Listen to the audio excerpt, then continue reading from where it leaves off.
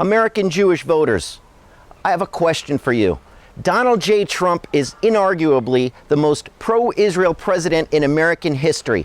Are you really going to take the side of two anti-Semitic freshman congresswomen?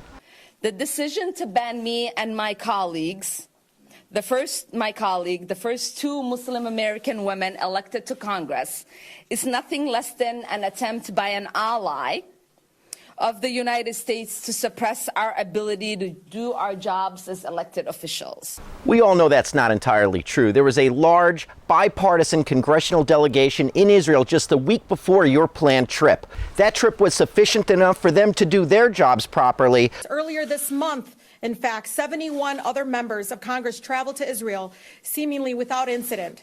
The two of you could have been the 72nd and 73rd members on that congressional delegation, but you chose not to. You chose to meet with terrorists instead.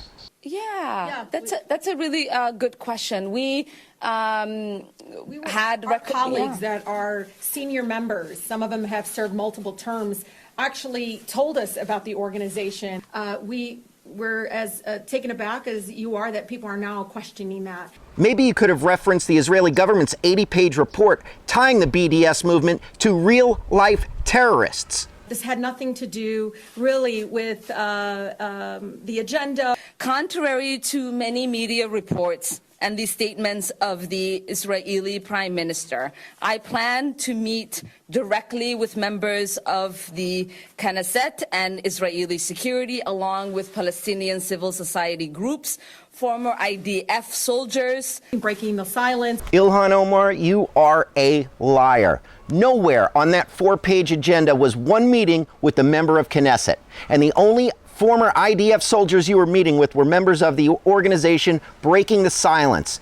Our delegation trip included meetings with Israeli veterans who were forced to participate in military occupation. A fiercely anti-Israel organization that is despised by the majority of Israelis. We know Donald Trump would love nothing more than to use this issue to pit Muslims and Jewish Americans against each other. I would say it's more like you pitting the Jewish community against itself. As a young girl visiting Palestine to see my grandparents and extended family, I watched as my mother had to go through dehumanizing checkpoints. Checkpoints aren't dehumanizing. They're meant to prevent the ultimate dehumanizing act, and that is a terrorist blowing himself up in a crowd of civilians.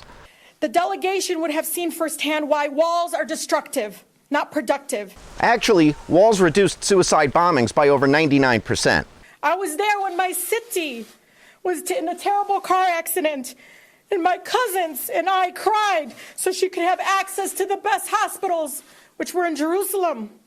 And I'm sure your grandmother was treated very well in that hospital in Jerusalem. In fact, there are hospitals all over Israel filled with Muslims from Judea and Samaria, and even from Gaza.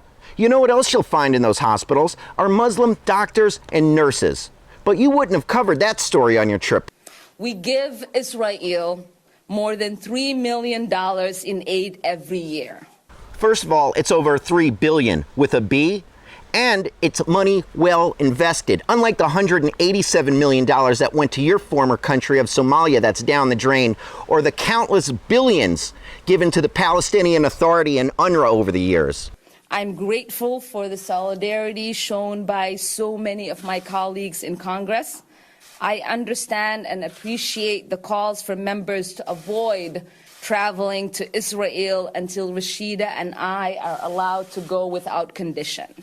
Is Democratic leadership really going to let two first-year Congresswomen destroy decades and decades of the special relationship between the United States of America and Israel? And you, American Jews, what are you going to do if the Democrat Party follows the progressive wing backing Ilhan Omar and Rashida Tlaib against the state of Israel? Are you going to stay slaves to the Democrat Party? So we are going to hold our head up high, and we are going to fight this administration and the oppressive Netanyahu administration until we take our last breath.